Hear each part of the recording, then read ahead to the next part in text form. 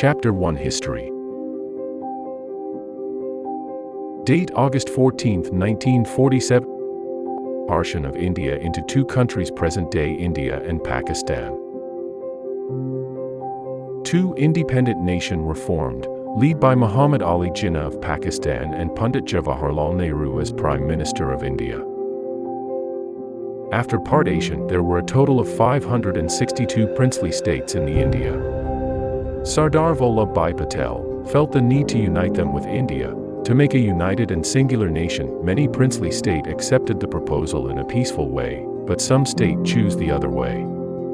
Sardar Vallabhbhai Patel sent army to Goa and Hyderabad to annex the state so they can be part of India. Annexation of state Jammu and Kashmir. By executing an instrument of accession under the provisions of the Indian Independence Act 1947, Maharaja Hari Singh agreed to accede his state to the Dominion of India. On October 27, 1947, the then Governor-General of India, Lord Mountbatten, accepted the accession. In a letter sent to Maharaja Hari Singh on the same day, he said, "It is my government's wish that as soon as law and order have been restored in Jammu and Kashmir and her soil cleared of the invader, the question of the state's accession should be settled by a reference to the people.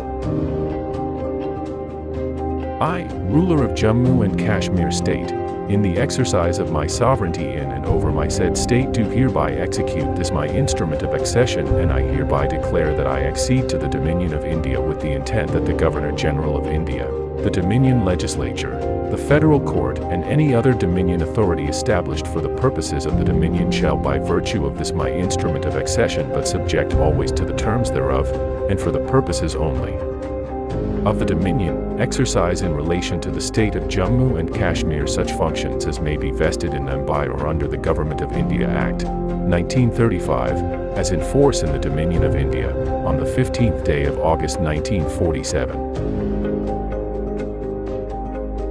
But there was a twist. Central Government of India can't interfere in the matter of state, and Indian Constitution was also not applicable to the state. On August 6, 2019, the Government of India revoked the special status, or autonomy, granted under Article 370 of the Indian Constitution to Jammu and Kashmir.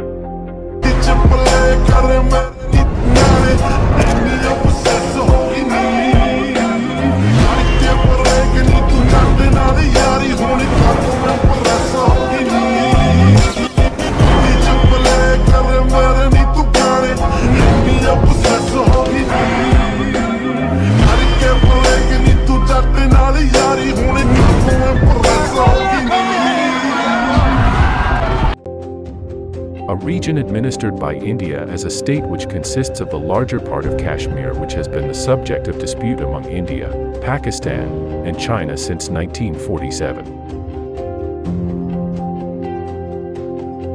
The ruler of Kashmir was a Hindu, but the population was of Muslim majority, 77%, 20% Hindu. The majority population was of Muslim, so Pakistan quoted that the agreement of annexation was a fraud.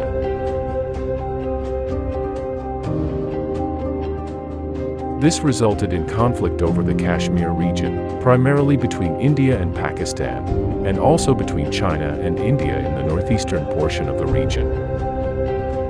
The conflict started after the partition of India in 1947, as Pakistan claimed the entirety of the former princely state of Jammu and Kashmir. It is a dispute over the region that escalated into 3 wars between India and Pakistan and several other armed conflicts.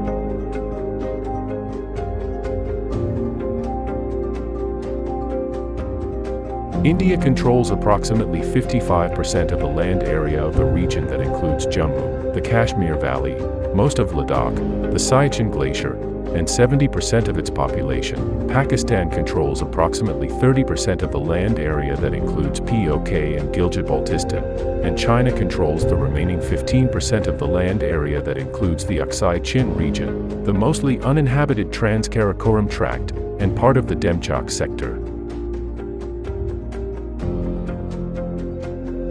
India claims the entire state of Jammu and Kashmir based on an instrument of accession signed in 1947. Pakistan claims most of the region based on its Muslim majority population, whereas China claims the largely uninhabited regions of Aksai Chin.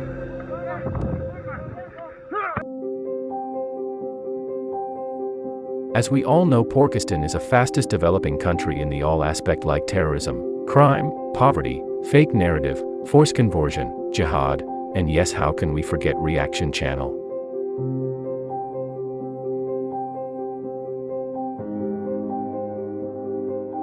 Pakistan as a country don't show any development in a positive direction. These all factors resulted in the downfall of Pakistan economic growth and brain condition.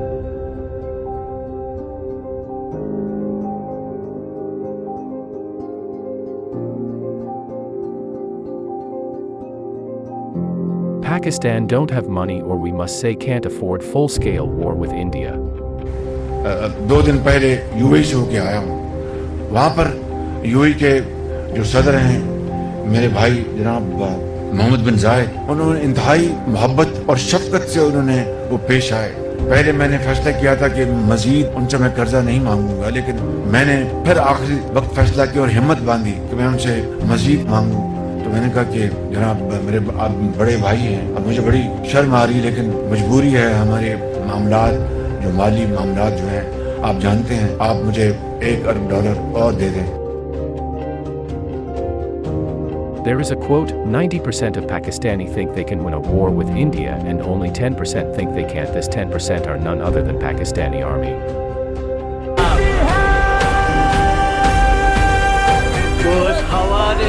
नराज जी के हर एक को सांसें दे दी। एक सलाह देता हूँ, आप उसके खिलाफ जाने की जरूरत मत करना साहब।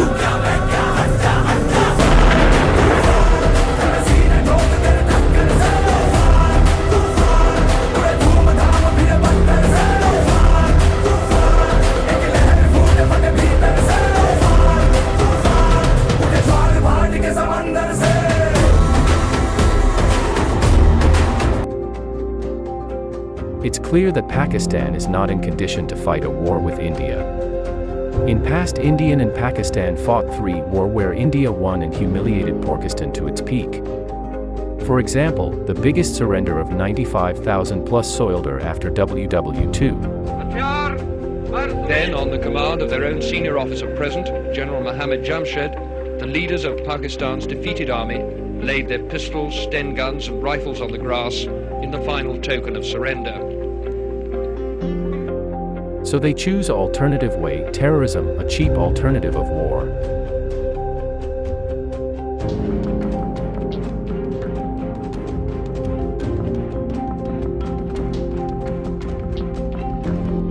Chapter 3, Funding of Terreriom. According to 2021 GDP of Pakistan was $348 billion. Even the state of Maharashtra has more GDP than Pakistan, over $354.8 billion. Pakistan spends 3.83% of GDP, that is $12 billion on its defense, or in others' words I must say pampering terrorism on its soil.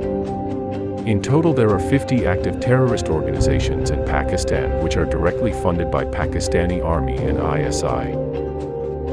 The motive of terrorist organization is to promote genocides of Kashmiri people, especially Kashmiri Hindus, and to brainwash Kashmiri youth.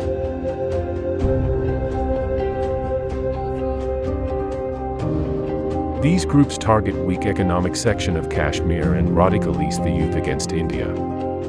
These groups are responsible for violence in Kashmir Valley and death of innocent civilians and our brave soldiers. Now the question is, how are we, as an Indian, responsible for funding Terreriom in Kashmir Valley? Recently I have seen a trend on YouTube. Pakistani Reaction Channel.